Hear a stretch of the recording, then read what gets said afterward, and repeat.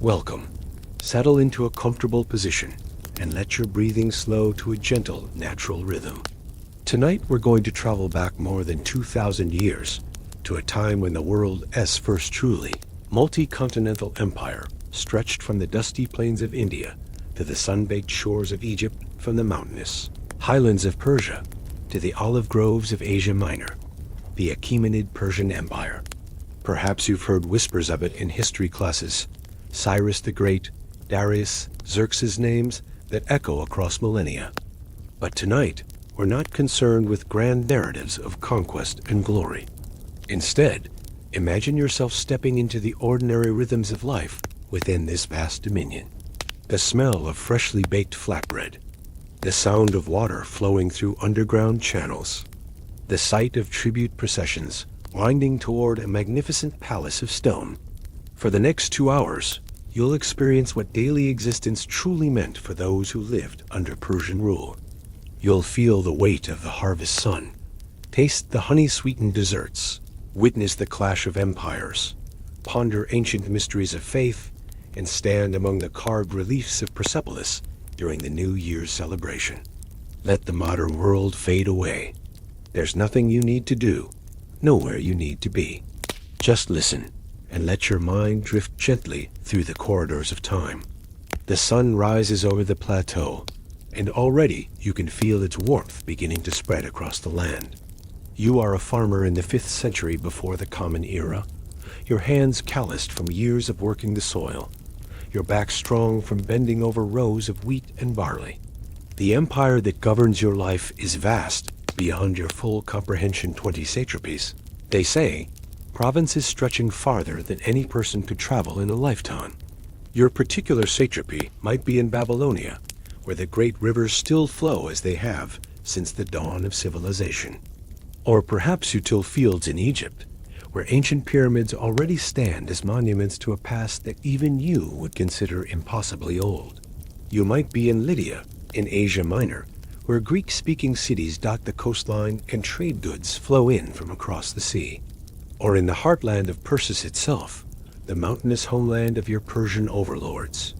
The beauty of this empire, you've come to understand, is that it matters less than you might think.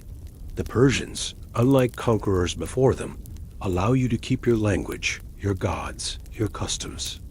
As long as the taxes are paid and the peace is kept, your local traditions continue much as they always have. It's a lighter hand than many empires before or after would wield. Imagine yourself now, in the early morning, walking out to your fields. The air is still cool, carrying with it the scent of dry earth and distant mountains.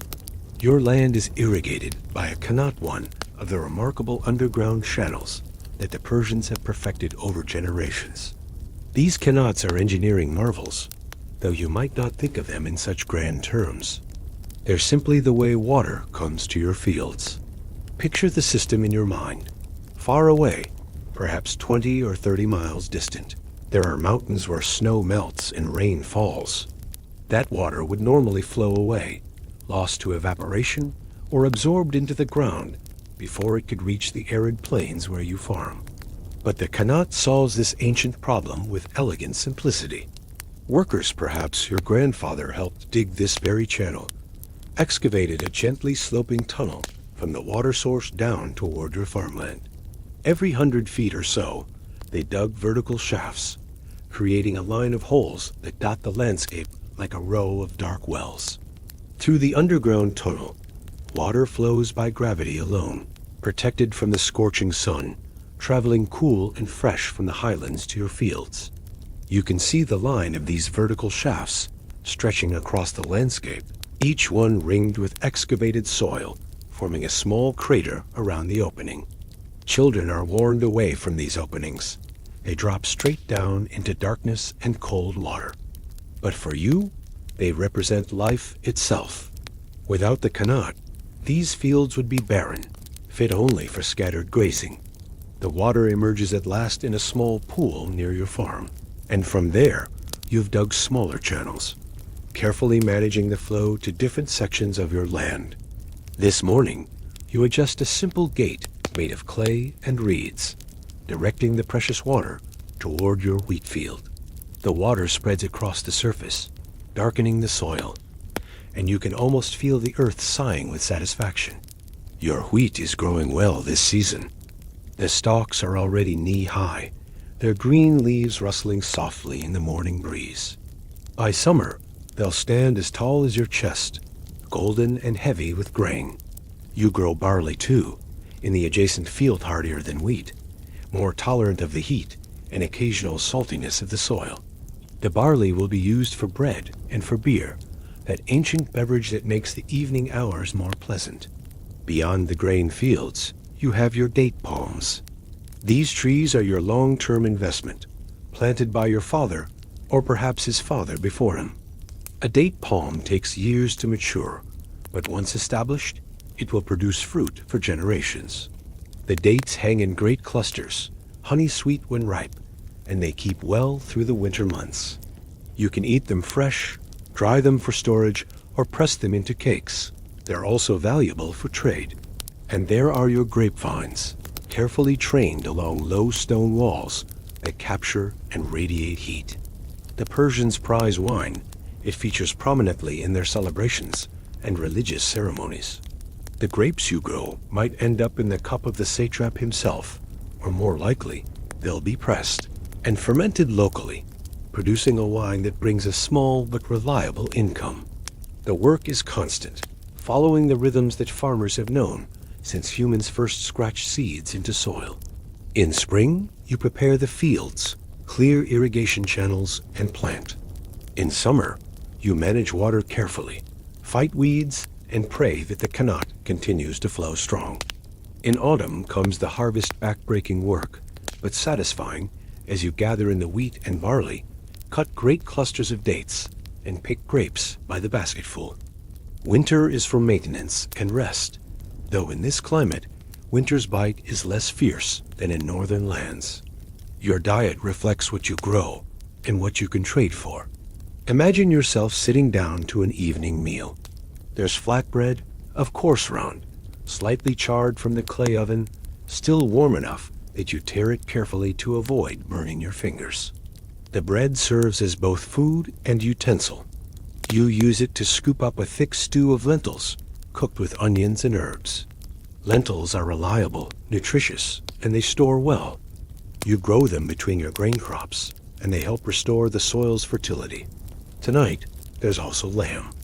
Not every night meat is for special occasions, or when you can afford it, but often enough.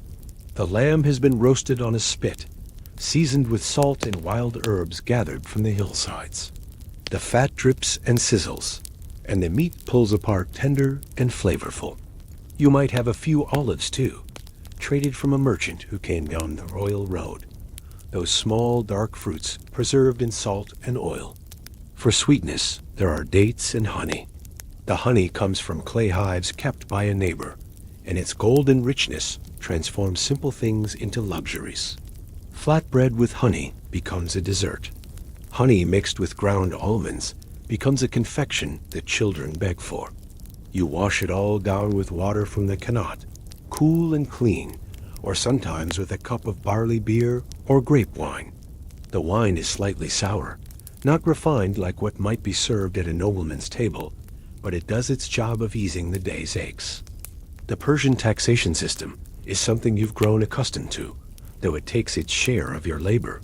Each satrapy owes a fixed annual tribute to the great king gold, silver, grain, horses, whatever the province is known for producing. Your satrap, the Persian governor who administers the province, is responsible for collecting this tribute and forwarding it to the royal treasury. For you, this means that after the harvest, officials come to assess your yield. They're generally fair, following established formulas. A portion of your grain goes to the satrap's storehouses. You might also owe labor so many days per year spent maintaining the royal road that crosses your province, or working on an irrigation project, or serving in the army if called upon. The burden is real, but tolerable. The Persians learned from earlier empires that crushing taxation breeds rebellion. Keep the tribute reasonable, allow local autonomy, and the empire remains stable. You've heard stories from your grandfather about previous rulers before the Persians came. And his stories suggest that things were often harder then. The royal road itself is a marvel you've seen but rarely traveled. It stretches from Susa, one of the Persian capitals, all the way to Sardis in Asia Minor, more than 1,500 miles of maintained highway. Royal messengers use relay stations placed every 15 miles or so, changing horses and riders to carry messages across the empire in a matter of days, a journey that would take months for a normal traveler. You've seen these messengers pass through, riding hard, carrying sealed documents in leather pouches. The road brings other traffic to merchants with caravans of goods, soldiers marching to distant postings, officials traveling on imperial business. Sometimes you take your surplus produce to the road's nearest point, hoping to trade with passing merchants for things you can't produce yourself. Iron tools, copper pots, salt from distant seas, cloth dyed in colors you've never seen elsewhere. The diversity of the empire is something you notice even in your small corner of it. The Persian administrators, who occasionally visit, speak a different language than yours, worship different gods, dress in different styles. Yet they treat you with reasonable courtesy, interested mainly in efficient administration rather than cultural conversion. In your village, you might have neighbors whose ancestors came from different parts of the empire. Perhaps there's a family originally from Egypt, displaced by some long-ago circumstance, who maintain their old gods and customs. Or a merchant originally from Babylon, who settled here and married locally, but still celebrates Babylonian festivals. The Persians don't seem to care, as long as everyone pays their taxes and obeys the king's law. Your own religion continues, as it always has. You make offerings at local shrines. Honor the gods your people have worshipped for generations. The Persians have their own faith. You've heard whispers of Ahura Mazda, the wise lord, and something about fire temples and elaborate rituals, but they don't force it upon you. This religious tolerance is one of the empire's more remarkable features, though you might not realize how unusual it is compared to many empires that would come after. Still, there are reminders that you live under foreign rule. The military presence is light but real. Persian soldiers, or more often local troops commanded by Persian officers, maintain order and defend against bandits and foreign raiders. In the western satrapies, near the Greek city-states across the Aegean, there's always tension. Raids go both ways across the sea.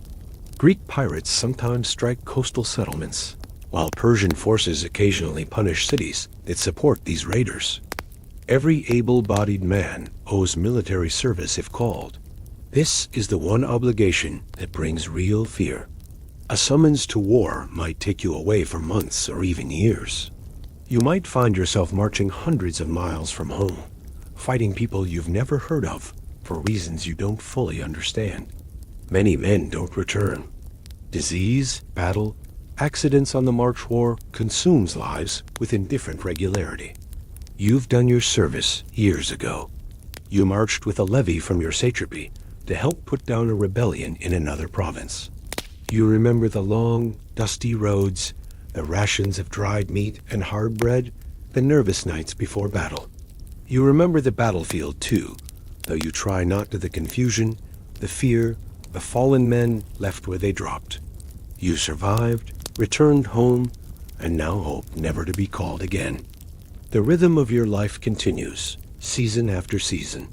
There's comfort in this continuity, in knowing what each month will bring. Spring planting, summer cultivation, autumn harvest, winter rest. The same fields your father worked, and his father before him. The same mountains on the horizon, the same pattern of sunrise and sunset. Yet you're aware, in a distant sort of way, that you're part of something unprecedented. The empire you live within is larger than any that came before. From the Indus River in the east to Egypt in the west, from the steppes north of the Black Sea to the Persian Gulf in the south, it's a domain that encompasses unimaginable diversity of peoples, languages, religions, and customs. The great king Darius or his successor Xerxes, depending on the year, sits in his palace at Persepolis or Susa, and possibly far away, receiving tribute from all corners of this vast realm. You've never seen him, and never will. He's a distant figure of authority, more concept than person to you. But his decisions ripple outward. If he decides to go to war, you might be called to serve. If he reduces the tribute burden on your satrapy, your life becomes slightly easier. If he improves the roads or builds new qanats, you benefit indirectly. There's a strange security in being a small part of such a large structure. The empire provides peace, mostly. It maintains the roads, protects trade, allows local customs to flourish. In exchange, you give a portion of your harvest, your occasional labor, and if necessary, your service in war. Imagine now the evening settling over your farm. The sun descends toward the western horizon, painting the sky in shades of orange and pink. The heat of the day begins to ease. You've finished your work checking the irrigation channels one last time, ensuring the animals are fed and secured, sweeping the courtyard of your modest home. Your dwelling is simple but functional.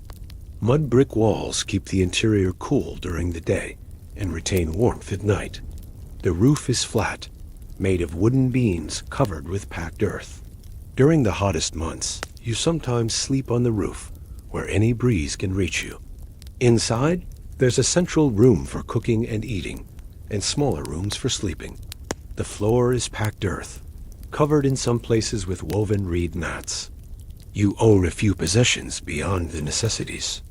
Some copper pots for cooking, clay vessels for storing grain, oil, and water, woolen blankets for cold nights, a few tools, a bronze sickle for harvesting, an iron-tipped plow that cost a significant portion of several years' surplus, perhaps a small bronze mirror that your wife treasures, maybe an amulet or religious object from your local tradition.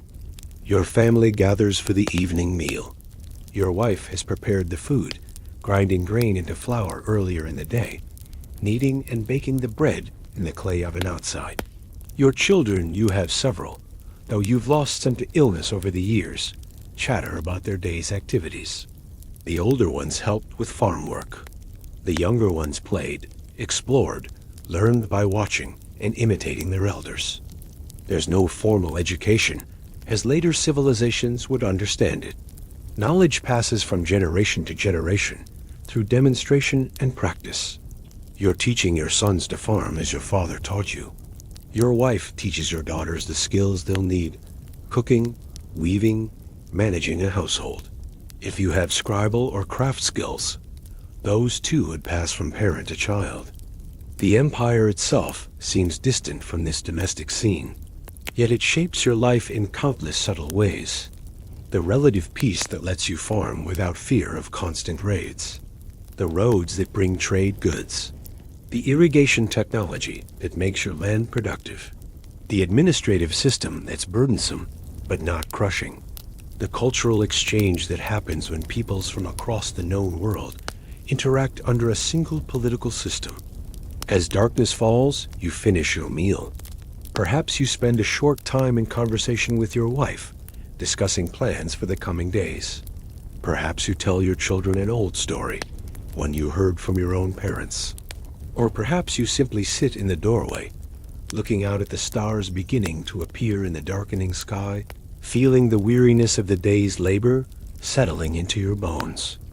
Tomorrow will bring the same tasks, the same rhythms. The wheat will need checking. The irrigation channels will need maintaining.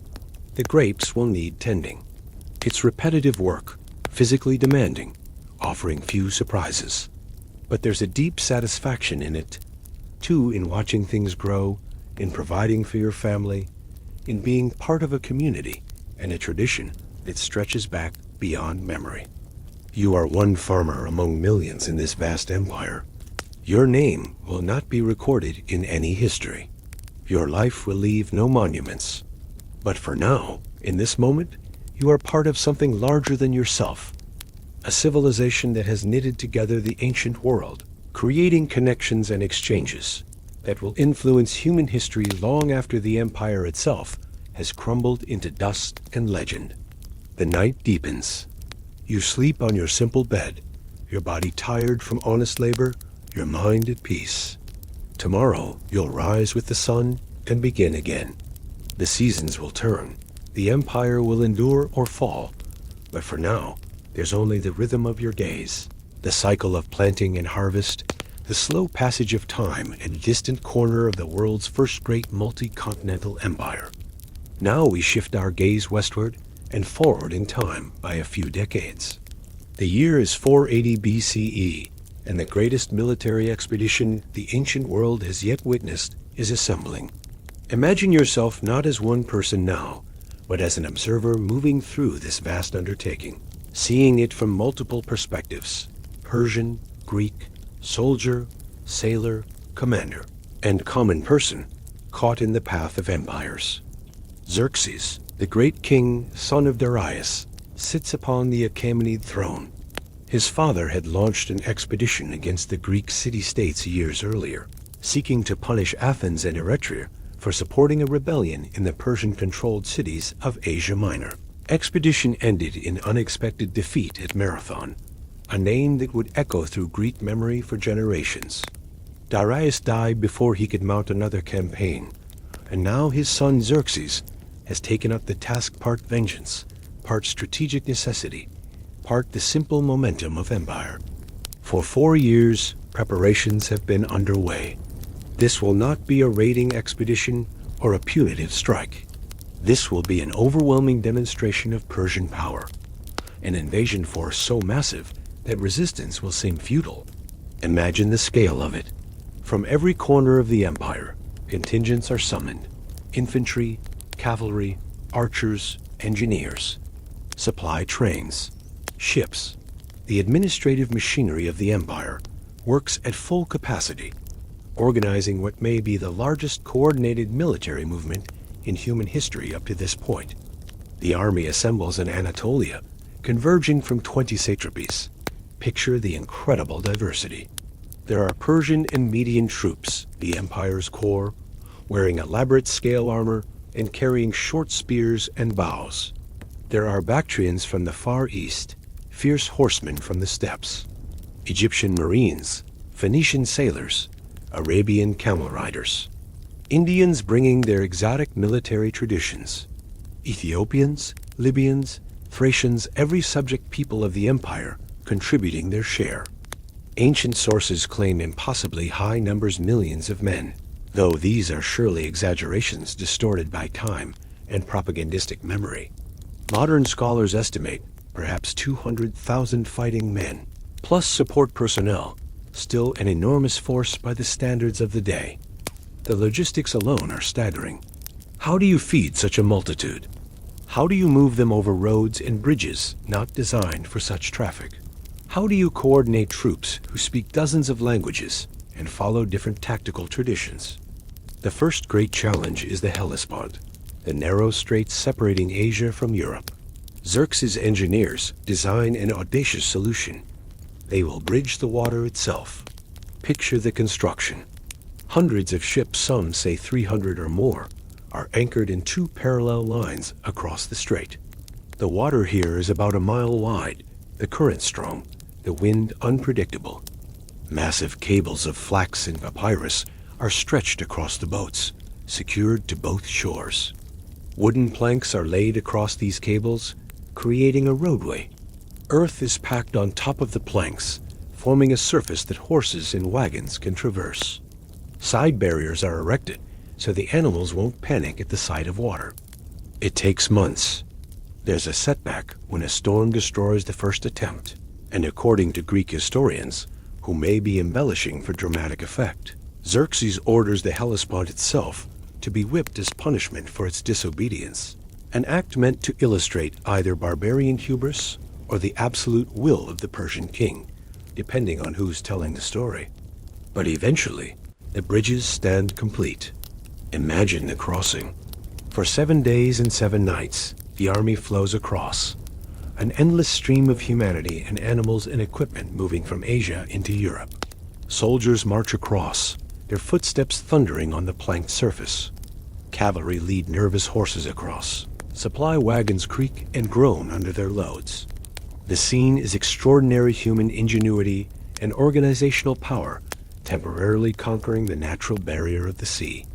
Xerxes himself crosses in a magnificent procession, riding in a chariot, surrounded by his elite bodyguard, the Immortals so called, because their ranks are always maintained at exactly 10,000 men. Any loss is immediately replaced, so that the unit's strength never diminishes. They wear ornate uniforms with gold decorations, carry spears adorned with silver pomegranates or golden apples, depending on rank. They are the empire's finest warriors, a visual representation of Persian martial power. The army marches through Thrace, roughly following the northern coast of the Aegean Sea. This is friendly territory. Thrace is under Persian control, and the local kingdoms provide support. The march itself is methodical, almost leisurely. There's no rush. Xerxes is demonstrating power, allowing the sheer scale of his force to speak for itself. Cities and tribes along the route see the endless columns passing and understand the futility of resistance. Meanwhile, the Persian fleet sails in parallel to the army, keeping pace along the coast. The navy is equally impressive, perhaps 600 warships, mostly triremes, the standard warship of the era. These ships are primarily provided by the empire's maritime subjects, Phoenicians, Egyptians, Cilicians, and Greeks from the cities of Asia Minor, now under Persian control. Each trireme carries about 200 men, 170 rowers on 3 levels, plus marines and sailors. The ships move in a coordinated mass, their oars rising and falling with rhythmic precision, their bronze rams cutting through the water. Word of the invasion reaches Greece long before the army arrives. The Greek city-states face a terrible decision. The Persians are offering terms: submit, provide earth and water as tokens of subjection, and you will be incorporated into the empire with your local customs largely intact. Just another subject people. Resist and face annihilation. Many cities choose submission. It's the practical choice. The Persian Empire is vast, powerful, seemingly unstoppable. What can a collection of small city-states do against such force? But a coalition forms among those who choose resistance, led by Sparta and Athens, traditional rivals now aligned by necessity. They will make a stand, though the odds seem overwhelming. The first major confrontation comes at Thermopylae, a narrow coastal pass between mountains and sea, the gateway into central Greece. Here, geography offers the defenders an advantage. The pass is so narrow that the Persian numerical superiority becomes less relevant. Only a limited number of soldiers can fight at once. King Leonidas of Sparta leads the Greek force only about 7,000 men, according to most estimates, though popular memory often focuses on his personal bodyguard of 300 Spartans. They fortify the pass and wait. Imagine the Persian perspective. Your army arrives at this narrow defile and finds it blocked. Xerxes, according to Greek accounts, waits for 4 days, expecting the Greeks to see reason and withdraw. When they don't, he orders attacks. The fighting is bitter. Persian troops advance into the narrow pass, only to meet the Greek phalanx heavily armored infantry fighting in tight formation, their long spears creating a nearly impenetrable hedge of bronze points. The Persians are brave, disciplined, but their lighter armor and shorter spears put them at a disadvantage in this confined space. Wave after wave assault the Greek lines. Men fall, are trampled, are replaced by fresh troops. The pass becomes a killing ground. Even the Immortals, the king's elite guard, cannot break through. The Greeks hold for 3 days. Casualties mount on both sides, but the defenders maintain their position. Xerxes faces the possibility of strategic failure, his massive army stymied by a handful of stubborn Greeks in a narrow pass. Then comes betrayal or collaboration, depending on your perspective. A local Greek named Ephialtes reveals to the Persians a mountain path that circumvents the pass. Persian troops are dispatched through the night, climbing the narrow trail. By dawn, they're behind the Greek position. Leonidas realizes the position is lost. He dismisses most of the Greek force, but remains with his 300 Spartans and a few other contingents to delay the Persians and allow the others to escape. The final battle is brief and brutal. Surrounded, heavily outnumbered, the defenders fight until they are overwhelmed. No quarter is asked or given. When it's over, the pass is littered with bodies from both sides, the earth dark with blood. Thermopylae is a tactical defeat for the Greeks, but a moral victory. They demonstrated that Persians could be fought and killed, that the empire's soldiers were not invincible.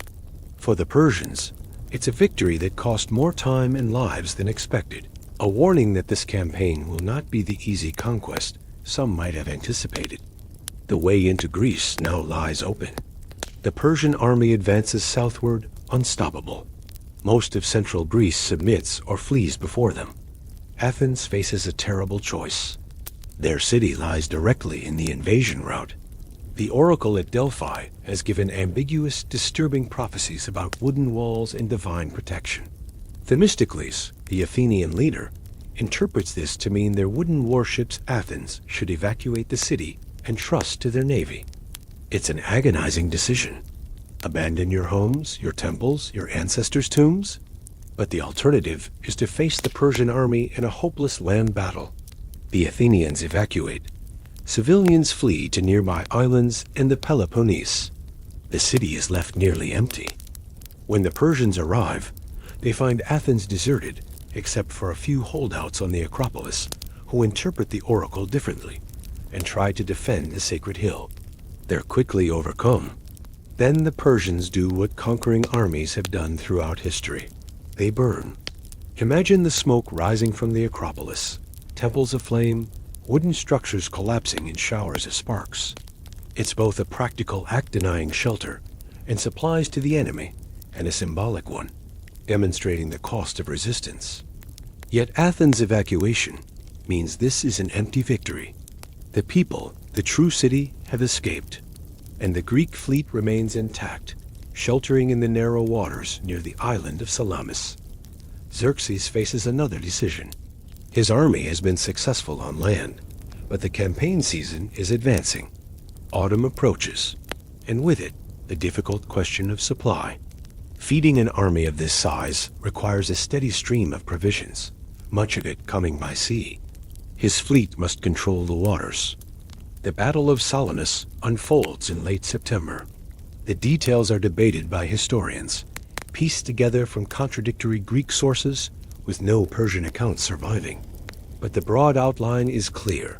The Persian fleet is lured into the narrow straits between Salamis Island and the mainland, waters that negate their numerical advantage, much as the pass at Thermopylae did for the army. Picture the scene from above. Perhaps 600 Persian ships attempting to maneuver in confined waters against perhaps 380 Greek triremes. The Greeks, fighting in their home waters with everything at stake, have the advantage of position and desperation. The battle becomes chaotic. Ships ram each other, the bronze beaks tearing through wooden hulls. Soldiers fight on decks when ships become entangled. The water becomes a mass of broken oars, debris, and drowning men. The Persians suffer catastrophic losses, perhaps half their fleet destroyed or captured. It's a decisive naval defeat. Xerxes, watching from a throne set up on a hill overlooking the strait, witnesses the destruction of his maritime power. The strategic implications are severe. Without naval superiority, the Persian army cannot be reliably supplied. Without supplies, an army of this size cannot remain in Greece through the winter.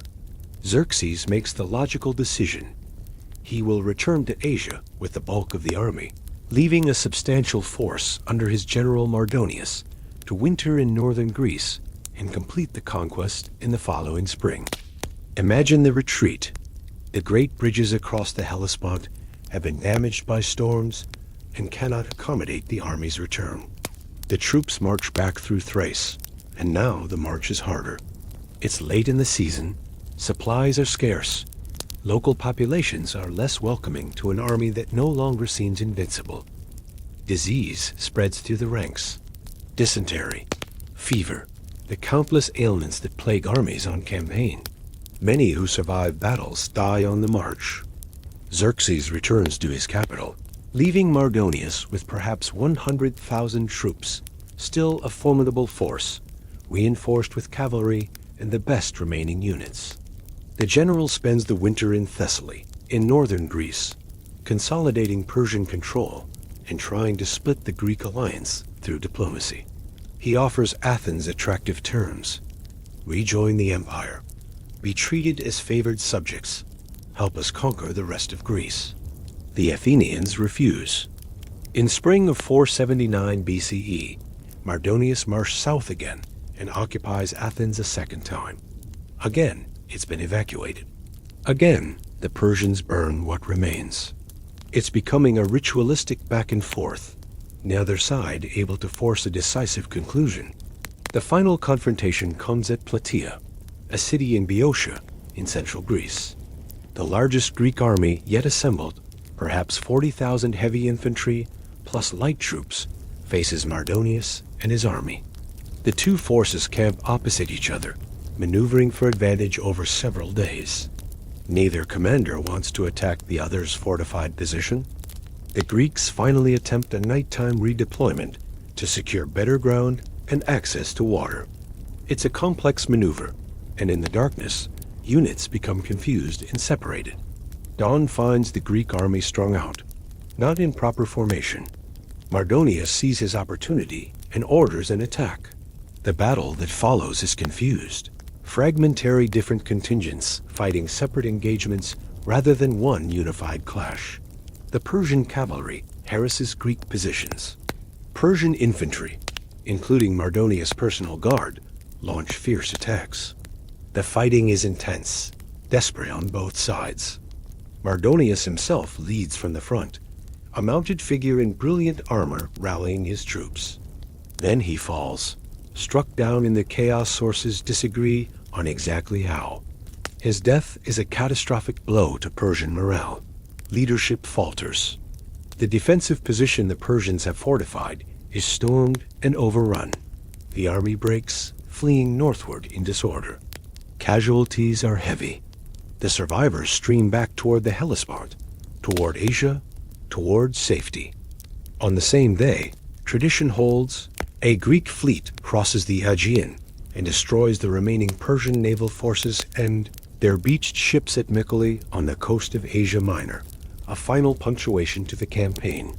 The invasion is over. Xerxes' grand expedition, years in planning, has ended in costly failure. The empire's expansion into Europe has been halted and reversed. The aura of Persian invincibility has been shattered. But consider the Persian perspective. From their viewpoint, this was a failed military campaign, certainly costly and embarrassing, but it wasn't existential. The empire remains intact, stretching from India to Egypt. The loss of some ships and soldiers, even tens of thousands of them, doesn't threaten the empire's core.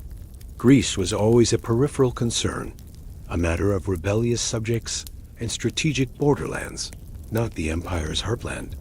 Xerxes returns to his palaces, to a realm that continues to function, that continues to collect tribute, that continues to be the most powerful political entity in the known world.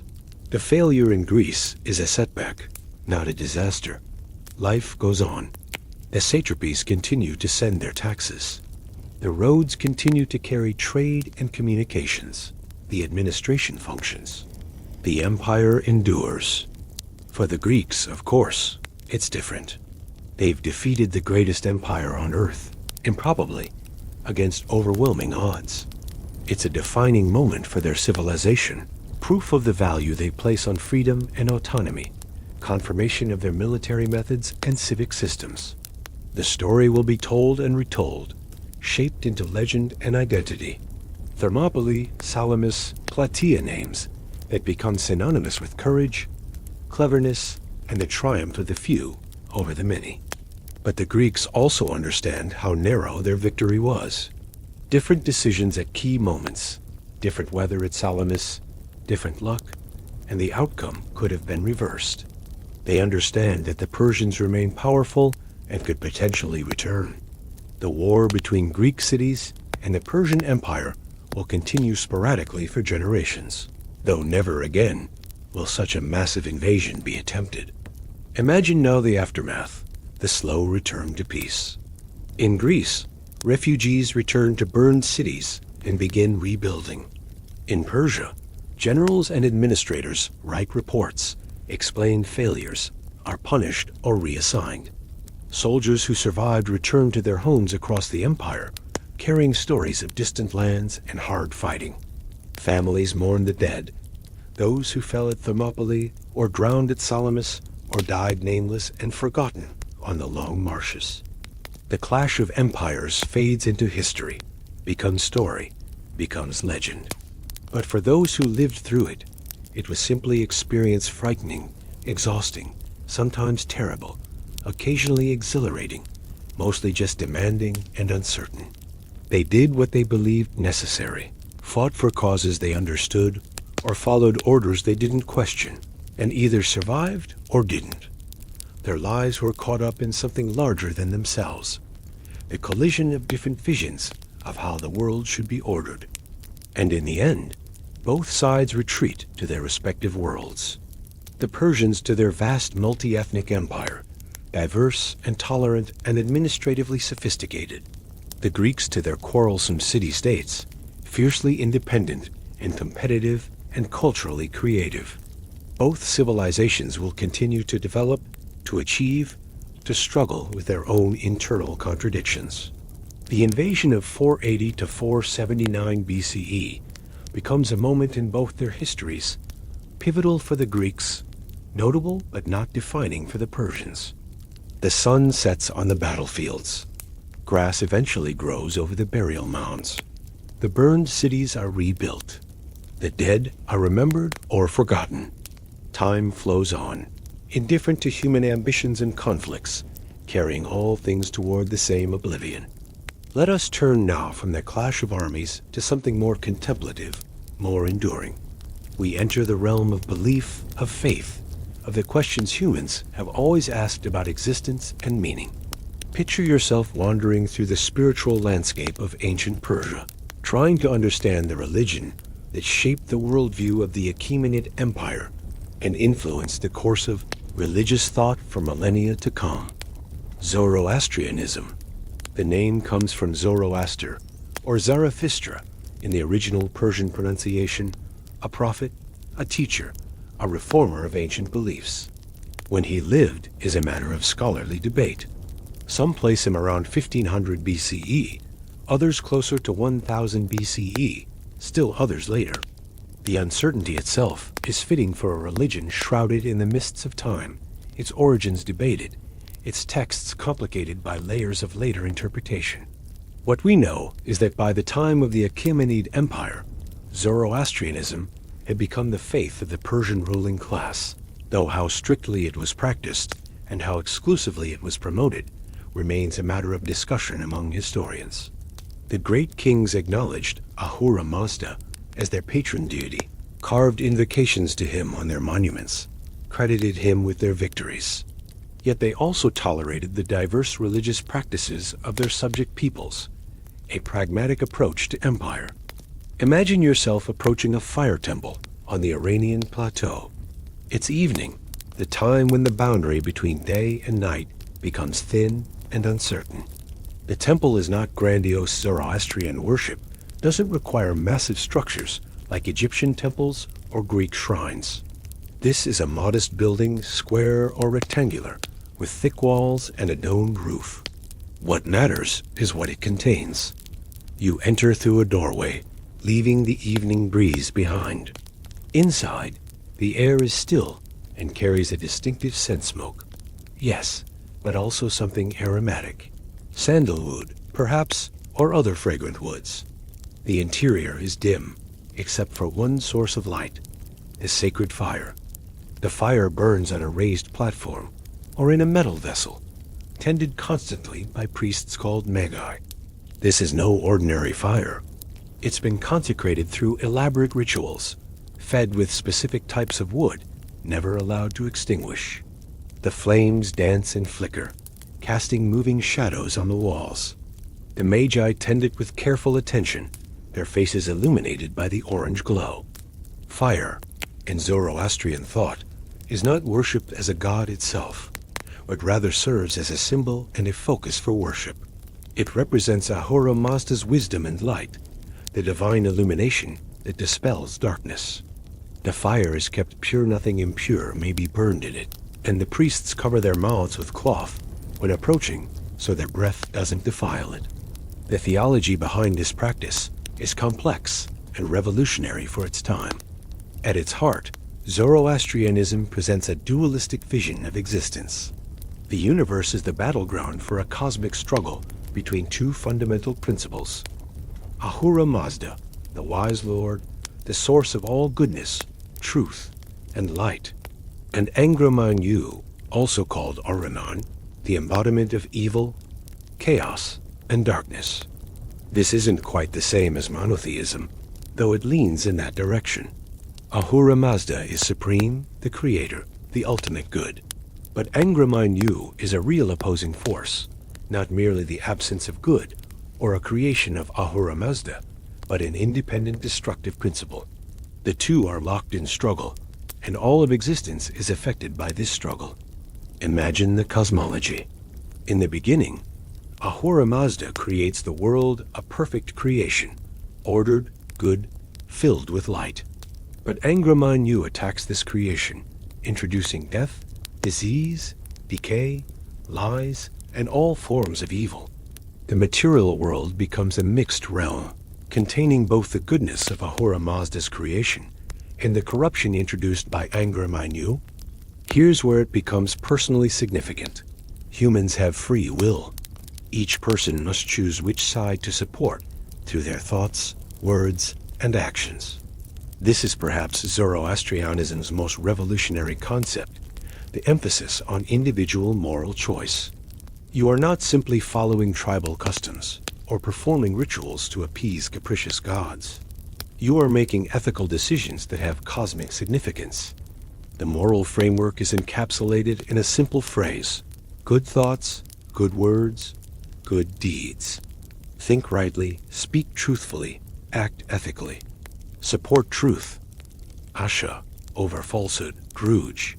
Align yourself with the forces of light and order rather than darkness and chaos. Your choices matter not just for your own fate, but for the outcome of the cosmic struggle itself. Ahura Mazda is not alone in this struggle. He's supported by 6 divine beings called the Amasha Spantas, the holy immortals or bounteous immortals. Each represents an aspect of divine goodness: good mind, best truth, desirable dominion, holy devotion, wholeness, and immortality. They're not quite separate gods, but more like emanations or aspects of Ahura Mazda himself, personifications of divine attributes. Below them are other divine beings, Yazatas, similar to angels in later traditions. And opposing them are Deva, demonic entities allied with Angra Mainyu. The spiritual realm is populated, complex, organized into hierarchies of good and evil. The rituals and practices of Zoroastrianism reflect these beliefs. Picture a sunrise ceremony. The priest stands facing east, watching for the first light of dawn. He performs ablutions, washing ritually to maintain purity. He recites prayers in Avestan, the ancient language of the sacred texts, words whose meanings may be only partially understood, even by the priest himself, preserved through oral tradition stretching back centuries. As the sun rises itself, a symbol of Ahura Mazda's light, the priest makes offerings. Not blood sacrifices, which Zoroastrianism generally rejected, but offerings of vegetable matter, milk, and the sacred drink called hauma, made from a plant whose exact identity is now debated by scholars. The ceremony is about maintaining cosmic order, supporting the forces of good, celebrating the return of light after the darkness of night. Purity is a constant concern in Zoroastrian practice. The world is contaminated by Angra Mainyu's attack, and humans must strive to maintain purity in the face of this contamination. This leads to elaborate purity codes, Certain things are considered inherently polluting, death above all, but also bodily fluids, decay, certain animals associated with darkness or chaos. This brings us to one of Zoroastrianism's most distinctive practices, one that often strikes outsiders as strange or even disturbing: the treatment of the dead. When a person dies, the corpse is considered extremely polluting. It's the ultimate victory of Angra Mainyu over Ahura Mazda's creation, the reduction of a living, thinking being into decaying matter. To bury such a corpse would pollute the sacred earth. To burn, it would pollute the sacred fire. To cast it into water would pollute that element. The solution is the dakma, often called in English a tower of silence. Picture a circular structure built on a hilltop, open to the sky. The walls are perhaps 10 feet high, made of stone with a single entrance. Inside, the tower is divided into concentric circles: an outer ring for men's bodies, a middle ring for women, an inner ring for children. When someone dies, the body is carried to the dakma by corpse bearers, specialists who handle this polluting task. The body is laid out in the appropriate circle, exposed to the elements and to carrion birds, primarily vultures. Over the course of days, the vultures strip the flesh from the bones. The sun bleaches what remains. Eventually, the dried bones are gathered into a central well in the tower's center. It's a practice that seems harsh to those accustomed to burial or cremation, but from the Zoroastrian perspective, it's the most respectful option. The body is returned to the cycle of nature without polluting the sacred elements. The birds do what they evolved to do.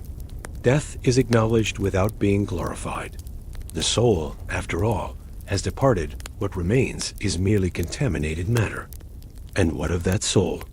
Here Zoroastrianism introduces concepts that will echo through later religious traditions. After death, the soul lingers near the body for 3 days, a liminal period of transition. On the 4th day, it journeys to the Chinvit Bridge, the Bridge of Judgment. Picture this bridge spanning the chasm between the earthly realm and the afterlife. It's guarded by divine beings who assess the soul's life. The soul's thoughts, words, and deeds are weighed. If good outweighs evil, the bridge becomes wide and easy to cross, and the soul proceeds to the House of Song, a paradise of light and joy where it reunites with Ahura Mazda and the righteous dead. If evil outweighs good, the bridge becomes narrow as a blade's edge. The soul falls from it into the House of Lies, a realm of darkness and suffering ruled by Angra Mainyu. This is not quite eternal damnation, as later traditions would conceive it, but it's certainly unpleasant, a separation from light and goodness, a realm of cold and stench and despair. These concepts: individual judgment after death, heaven and hell, a bridge of testing, will appear in later religions. Judaism, particularly after the Babylonian exile, when Jews lived under Persian rule, begins to develop ideas about afterlife and resurrection that seem influenced by Zoroastrian thought.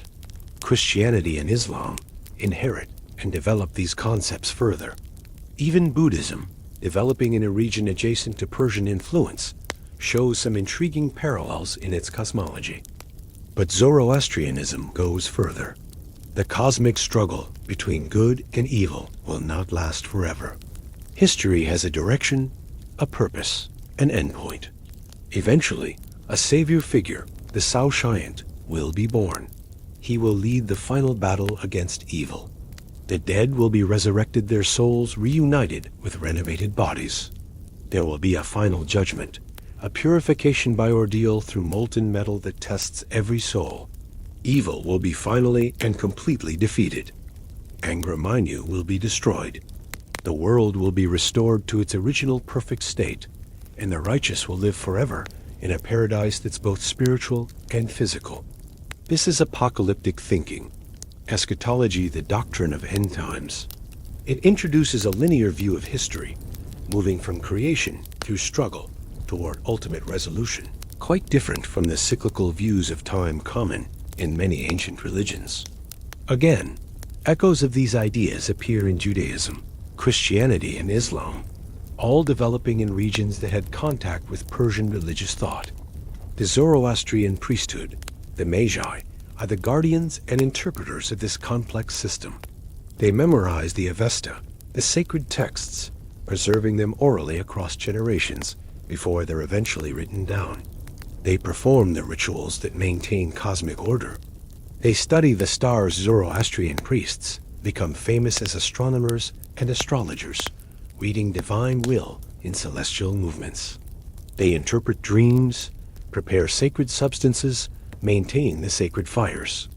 The Magi are not merely religious figures, but intellectuals, the educated class who preserve knowledge across generations.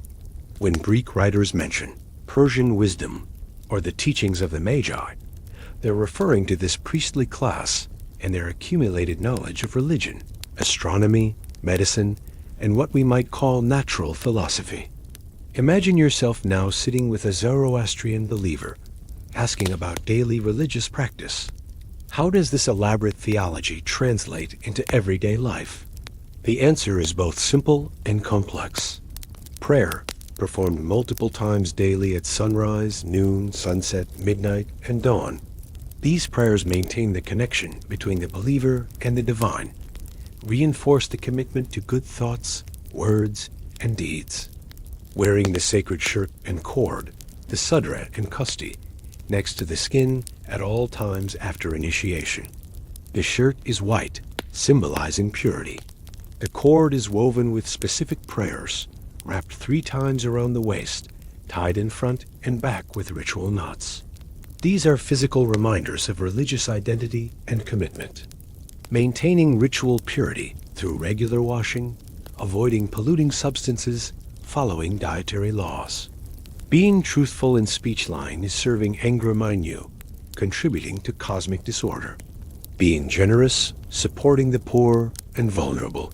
Working honestly, being productive. Sloth and laziness are forms of evil, while productive labor supports the good creation. Celebrating festivals that mark the agricultural year and cosmic cycles. Nowruz, the new year at the spring equinox, celebrating renewal and the victory of light over darkness. Fire festivals throughout the year, honoring the sacred element.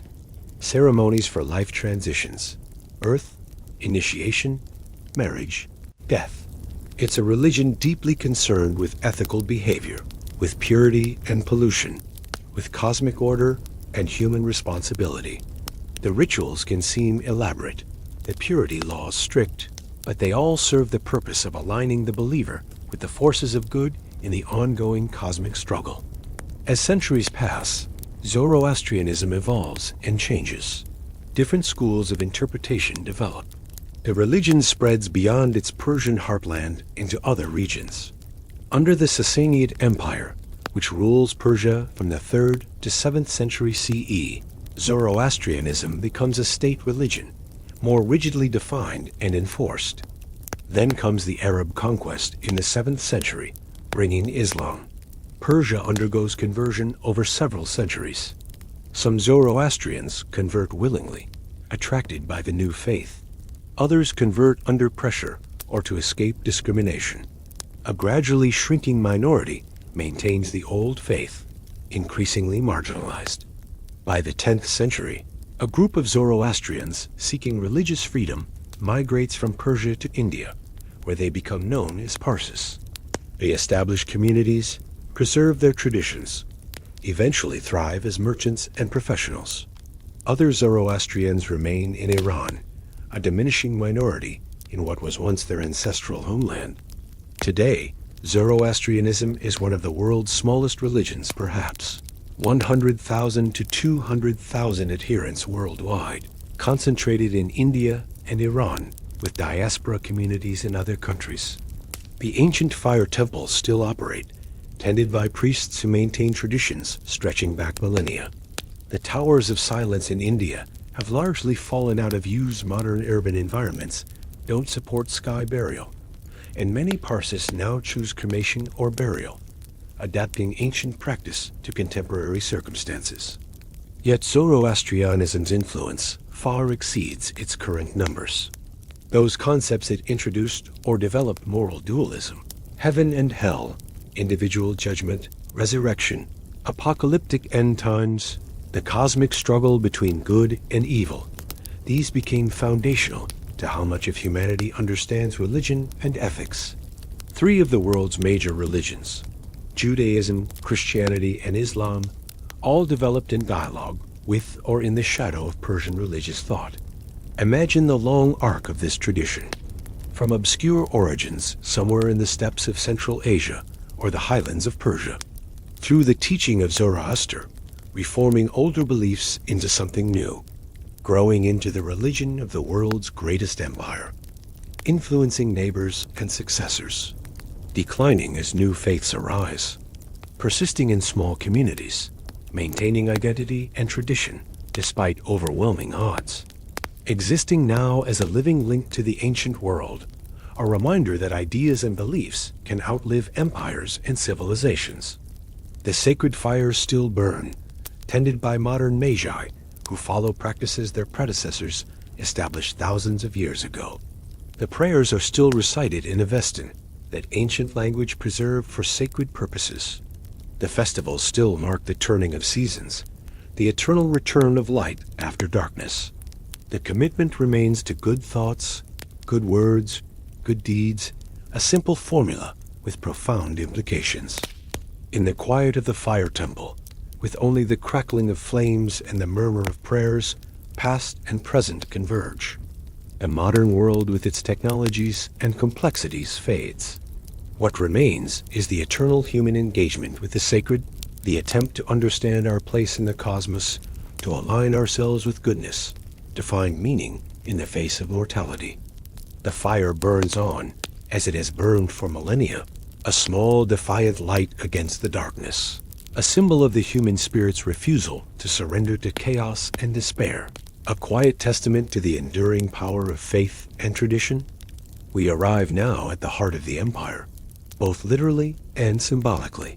The journey takes us to Persepolis, the ceremonial capital built by Darius and expanded by his successors. Nestled in the foothills of the Zagros Mountains on the plain of Marv Dasht, it's spring, the moment of the vernal equinox, when day and night stand in perfect balance before the light begins its triumph over darkness. This is Nowruz, the new year, the most important celebration in the Persian calendar. Imagine yourself approaching Persepolis in the days leading up to the festival. You've traveled for weeks, perhaps months, as part of a delegation from a distant satrapy. You might be from Bactria in the Far East, or from Egypt in the West, from the steppes north of the Black Sea, or from the lands bordering India. You carry tribute your satrapy's annual gift to the great king, proof of loyalty and acknowledgement of his supreme authority. The journey has been long, but the royal road has made it manageable. You've stayed at caravanserais, way stations spaced at regular intervals, where travelers can find food, water, and shelter. You've crossed great rivers on bridges, maintained by imperial engineers. You've passed through diverse landscapes and encountered people speaking dozens of languages, all bound together under Persian rule. Now, finally, Persepolis comes into view. The site is deliberately impressive, designed to inspire awe. The complex sits on an enormous stone platform, raised some 40 feet above the plain. The platform itself is a feat of engineering not built up with rubble, but cut directly from the living rock of the mountainside and extended outward with massive fitted stone blocks, some weighing many tons, assembled with such precision that mortar is unnecessary. The approach is from the west, where a grand double stairway leads up to the Gate of All Nations. The stairs are designed for ceremony, not just function shallow steps that allow for dignified ascent, wide enough that many people can climb side by side. The stairs are flanked by carved reliefs showing the royal guard, the immortals, in their elaborate dress, spears upright, expressions serene and timeless. As you climb these steps, you become aware of being observed, not just by the stone soldiers, but by the architecture itself, by the weight of imperial power made manifest in stone and cedar. Each step takes you higher, separating you from the ordinary world of the plain below, elevating you toward the realm of royal authority. At the top, you pass through the Gate of All Nations, a massive square structure supported by 4 stone columns. The entrance is flanked by huge guardian figures, human-headed winged bulls, called lamassu, borrowed from Mesopotamian tradition, but executed in Persian style. Each figure is carved from a single piece of stone, perhaps 15 feet tall, their bearded faces serene, their wings detailed with careful artistry, their bull bodies powerful and solid. They symbolize the protection and power of the king, standing eternal watch over the entrance to his ceremonial domain. The interior of the gate is cool and shadowy after the bright sunlight. The stone columns soar upward, supporting massive wooden beams of cedar brought from Lebanon. The scale is deliberately overwhelming. Human visitors are dwarfed by the architecture, reminded of their smallness in relation to imperial power. Passing through, you emerge into the vast terrace of Persepolis. The complex sprawls before you: palaces, audience halls, treasuries, barracks, all arranged in a carefully planned layout. The structures are built of gray limestone and dark stone, with cedar beams, mud brick walls covered in plaster, and decorated with colorful glazed tiles and painted reliefs. The overall effect is one of massive permanence combined with rich decoration. Your delegation is guided toward the Apadana, the great audience hall that is the centerpiece of Persepolis. This is where the king receives tribute, where the ceremony of submission and renewal will take place. The approach is up another monumental stairway, this one even more elaborately decorated than the first. Take a moment to examine these reliefs as you climb. They're carved in low relief along both sides of the stairway, panel after panel stretching the length of the ascent. The craftsmanship is extraordinary, each figure rendered with care, each detail precise. The stone seems almost alive, with processions frozen in eternal motion. What do the reliefs show? Delegations from all corners of the empire, each depicted in their distinctive ethnic dress, each carrying tribute characteristic of their region. Here are Medes in their rounded caps and draped garments, leading horses. There are Babylonians bringing cloth and vessels, Bactrians with camels loaded with goods, Indians with baskets, Lydians carrying metal bowls, Ethiopians with ivory tusks and exotic animals, Armenians with amphoras of wine. Each delegation is led by a Persian or Median official, a subtle reminder of who holds authority. But the delegations themselves are rendered with respect, even a certain ethnographic interest. Their distinctive features, clothing, and tribute items are carved with accuracy, creating a visual encyclopedia of the empire's diversity. Among the processions are Persian and Median nobles, soldiers of the Immortal Guard, and symbols of royal power lions attacking bulls, representing the triumph of the king over chaos and disorder. There are also mysterious figures that may represent Norus itself, or the divine forces that legitimize royal authority. As you climb these stairs with your fellow delegates, you're acutely aware that you're participating in something larger than yourself. You're becoming part of this carved narrative, reenacting in living flesh what's portrayed eternally in stone. The empire's ideology surrounds you, conveyed not through words, but through visual magnificence and architectural scale. You reach the top of the stairway and enter the Apadana. The audience hall is breathtaking in its scale. The main hall is nearly 200 feet square, its roof supported by 72 stone columns, each more than 60 feet tall. The columns are slender and elegant despite their height, topped with elaborate capitals carved to represent bulls, lions, or mythical creatures. Two such figures placed back to back, supporting the massive cedar beams that span between columns. Light filters in from high windows and through open sides, creating a play of brightness and shadow among the columns. The sheer number of columns creates a forest of stone, and as you move through them, your perspective constantly shifts, columns aligning and then misaligning, creating ever-changing vistas of architectural rhythm. The floor is stone, polished smooth by decades of use. The walls where they exist are decorated with glazed brick reliefs showing processions, guards, and symbols of power. The ceiling, supported by those massive cedar beams, is high enough that sound behaves strangely. Voices carry, echo, fade in unexpected ways. The scale makes even large crowds seem diminished. Surrounding the central hall are porticos on three sides, themselves forests of columns extending the covered area. The northern portico looks out toward the mountains, a reminder of the natural majesty that frames human achievement. The eastern and western porticos provide shaded spaces where delegations wait their turn for audience. Today, during Nowruz, the Apadana is the stage for the empire's most important annual ceremony. Delegations from all 20 satrapies have assembled here, arranged in order of precedence. The crowd is a tapestry of humanity, different faces, different garments, different languages, creating a polyglot murmur that fills the vast space. You wait with your delegation, rehearsing in your mind the protocol. When summoned, you'll approach the throne with measured steps. You'll perform the prostration proskinesis in Greek, obeisance in English, bowing low, perhaps touching forehead to floor, acknowledging the king's supreme authority. You'll present your tribute, recite the formal greeting from your satrap, and withdraw backwards, never turning your back on the royal presence. It seems servile, perhaps is ritual submission.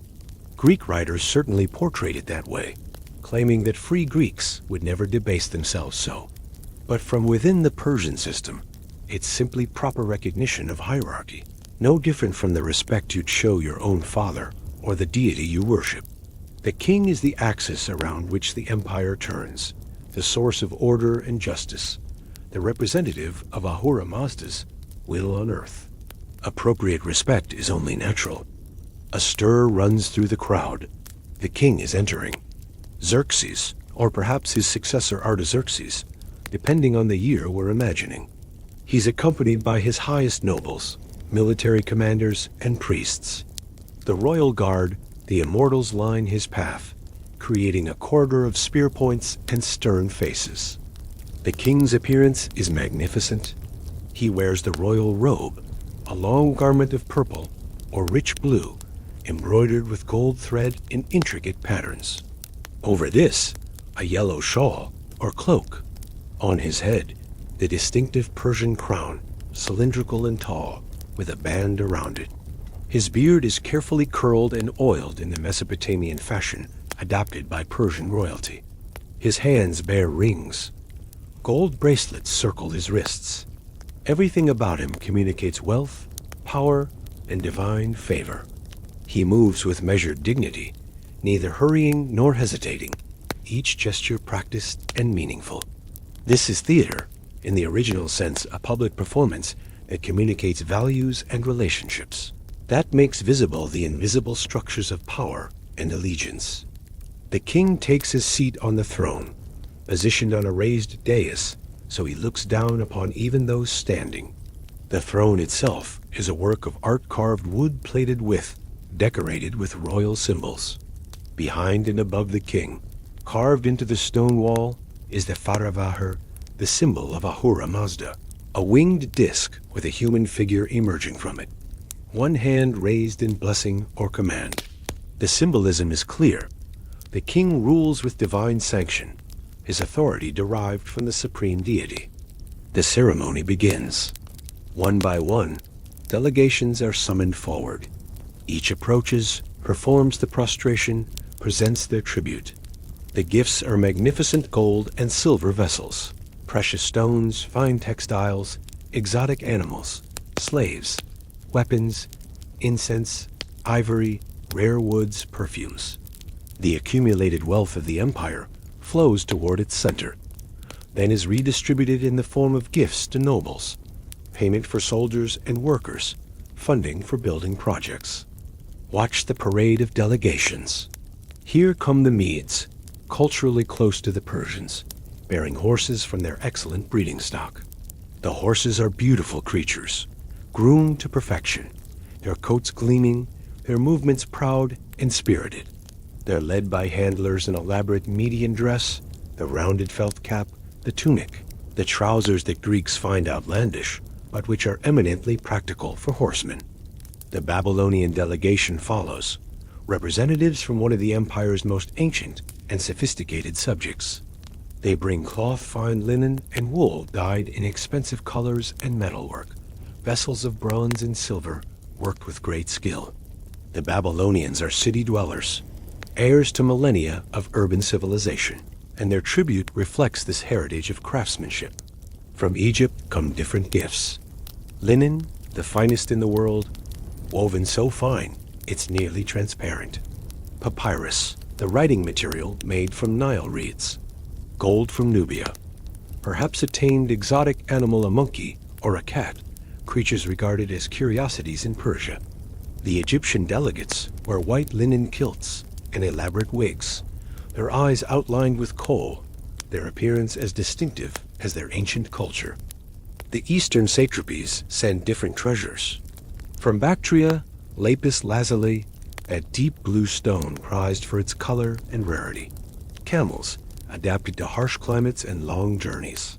From the satrapies bordering India, perhaps spices and rare woods, ivory from elephants, peacocks with their iridescent plumage. Cotton fabric, still relatively uncommon in the Western Empire. The northern regions send furs, amber, and strong horses. The Arabian satrapies send incense, frankincense, and myrrh, resins that produce fragrant smoke when burned, essential for religious ceremonies and valued as luxury goods. From the western satrapies in Asia Minor come silver from the mines, olive oil, wine, and the produce of Greek craftsmanship, painted pottery, bronze work, carved items. Each delegation has its moment, its opportunity to display both submission and the particular character of its homeland. The ceremony takes hours, moving with stately slowness. There's no rushing, no impatience. Time itself seems to bend to the requirements of ritual. Between the formal presentations, there's music. Musicians with harps, lyres, and flutes play intricate melodies, the notes rising and echoing among the columns. There are percussionists with drums and cymbals, marking rhythm. The music of Persia blends influences from across the Empire Mesopotamian scales, Egyptian rhythms, Greek modes, creating something distinctive and sophisticated. Eventually, your delegation is called. Your heart beats faster as you step forward with your companions. The approach across the polished stone floor seems to take forever. Hundreds of eyes watch you. The king's gaze, distant and measuring, follows your progress. You perform the prostration, feeling the cold stone against your forehead. You rise, present your delegation's tribute, perhaps fine metalwork from your region, or rare dyes, or trained horses. You recite the formal words in Persian, your accent marking you as foreign, but your effort at the imperial language noted and appreciated. The king acknowledges your submission with a slight nod. A court official receives the tribute. You withdraw, backing away carefully, then turning only when protocol allows. It's done. You've fulfilled your satrapy's obligation, maintained the relationship between your province and the center.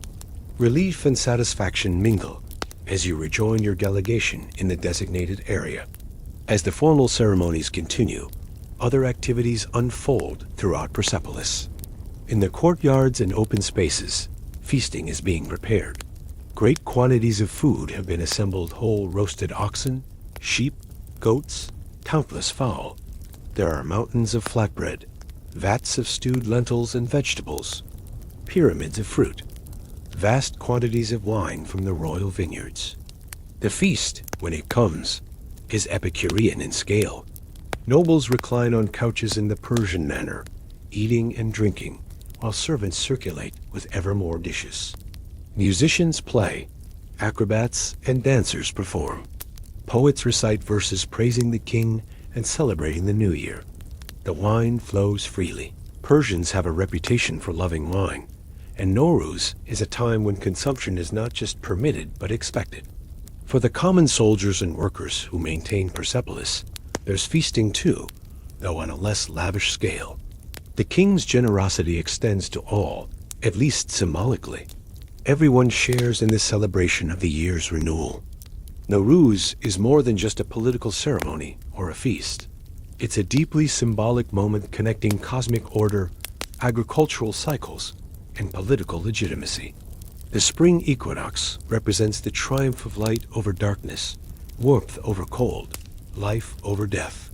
It's the moment when the world renews itself, when the fields that have lain dormant begin to green, when animals bear their young, when all of nature surges toward growth and abundance. The king, by presiding over this ceremony, connects himself to this natural renewal. He is the earthly representative Ahura Mazda, the force of order and goodness. His rule ensures that the empire, like nature itself, continues its productive cycle.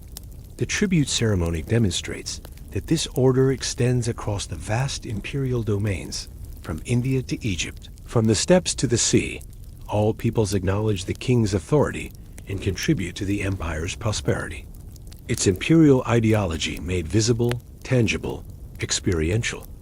The architecture itself communicates this ideology. The massive scale declares, we can move mountains, command resources, organize labor on an unprecedented level. The carved reliefs declare, we rule over diverse peoples who come willingly, or at least peacefully, bringing the wealth of their lands.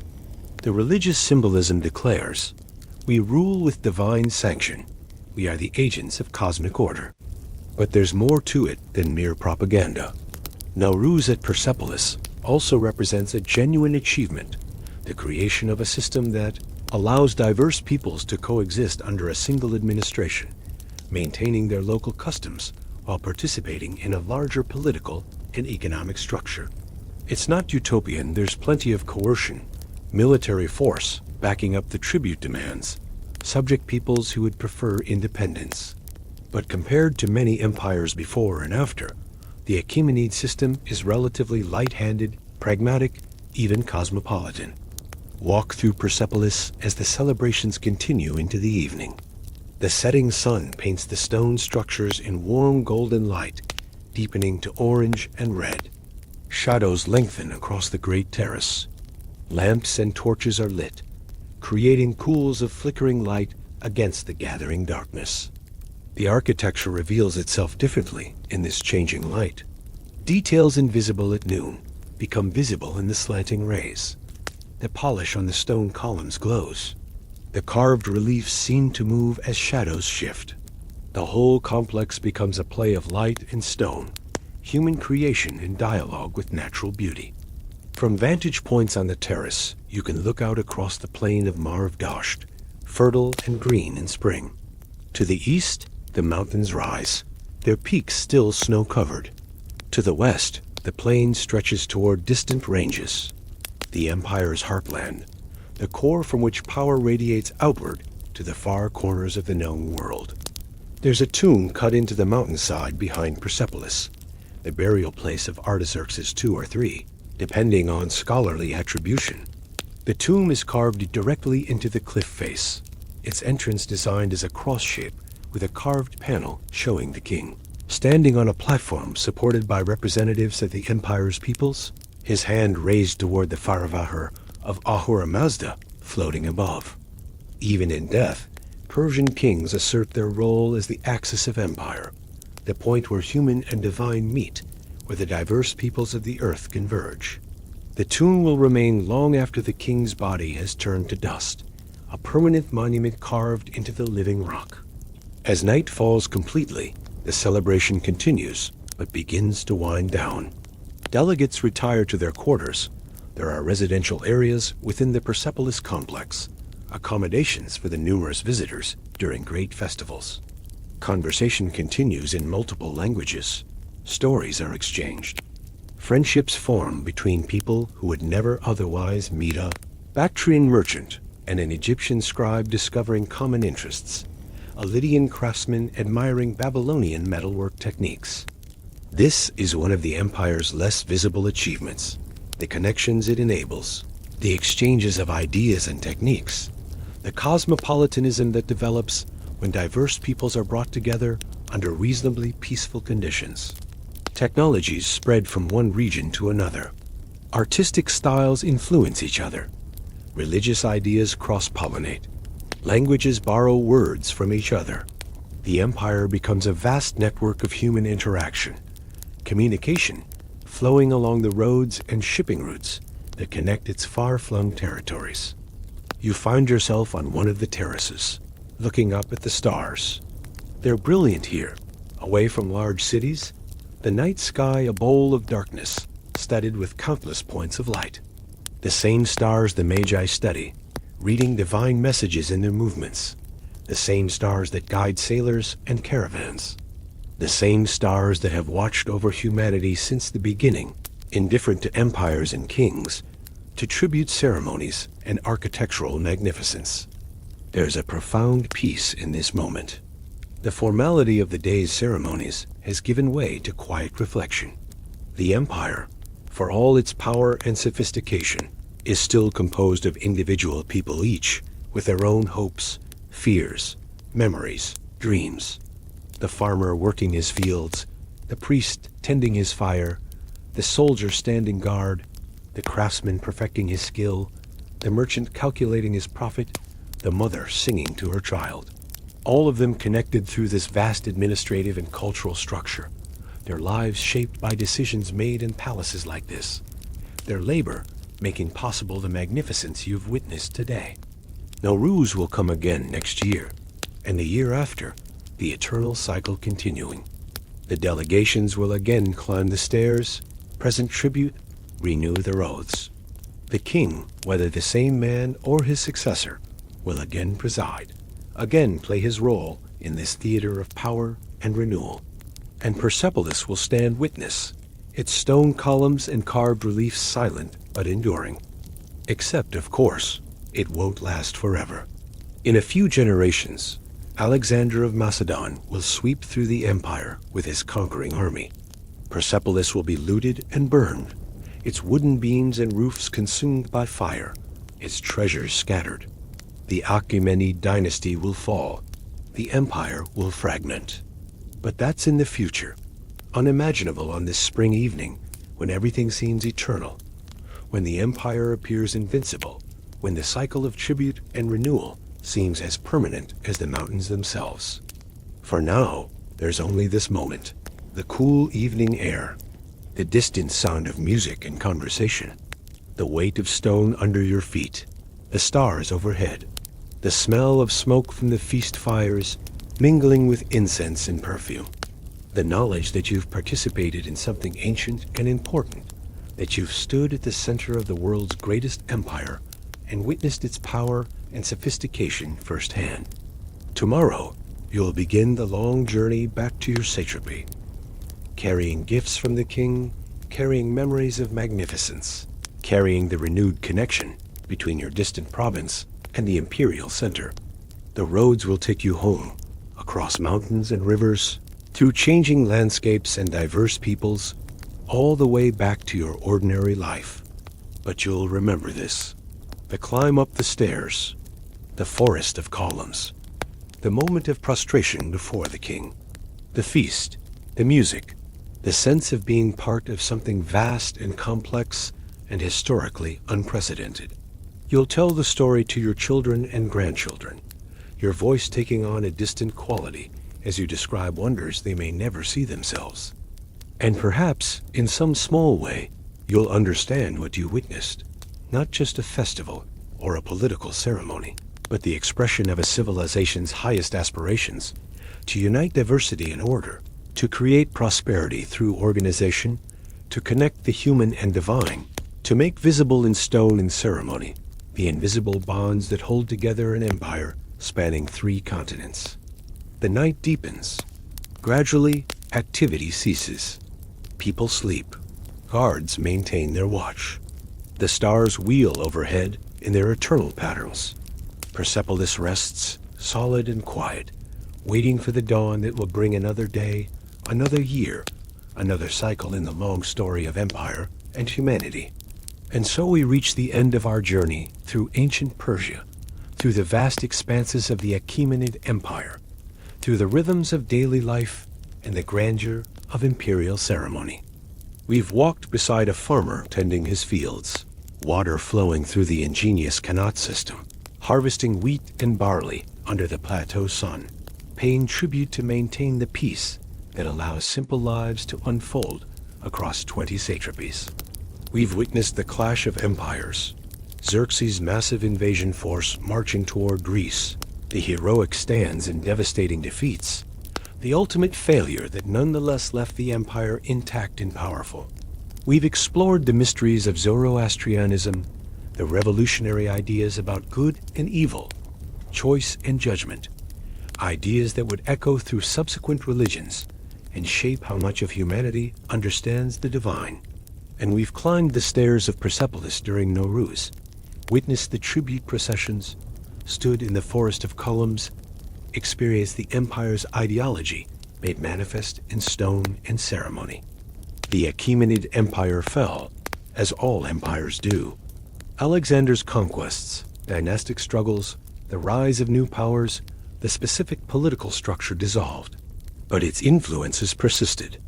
Its administrative innovations, its tolerance for diversity, its religious ideas, its architectural achievements, these echoed through later civilizations. The roads it built, the connections it forged, the precedents it established, these shaped the world that came after. And now, more than 2 millennia later, we can still visit the ruins of Persepolis, walk among the columns that remain standing, examine the carved reliefs still showing their eternal processions. We can study Zoroastrian texts, meet the small communities that maintain the ancient faith. We can trace the empire's influences through later history, seeing how its ideas and innovations spread and evolved. But more than that, we can recognize something universal in these ancient lives. The farmer's satisfaction in harvest, the soldier's fear before battle, the believer's hope for divine favor, the imperial subject's mixture of resentment and pragmatic acceptance. These are human experiences that transcend time and culture. The specific details change, but the fundamental patterns of human life remain remarkably constant. You can rest now, comfortable in your modern world with its comforts and securities that would seem miraculous to those ancient peoples. No tribute to pay to distant kings. No khanats to maintain. No prostration required before authority. No fear of invasion from vast armies. Your concerns are different, your challenges shaped by different circumstances. But perhaps, having walked briefly through that distant time, you carry a renewed appreciation for the long human story, for the countless lives that came before, for the civilizations that rose and fell, leaving their marks on the present. We're all part of that story, inheritors of achievements and failures, beneficiaries and victims of choices made long ago. The night surrounds you. Your breathing is slow and steady. Your body rests comfortably. Your mind, having traveled so far through time and space, can now be still. The ancient world recedes into memory and sleep. Tomorrow will bring your own concerns, your own challenges, your own small part in the continuing human story. But for now, there's only rest. Only the quiet darkness. Only the gentle release into sleep. The empires of history, the millions of lives lived and forgotten, the grand ceremonies and daily struggles, all fade into the peaceful silence of the night. Rest well. Let history's long echoes carry you gently into sleep.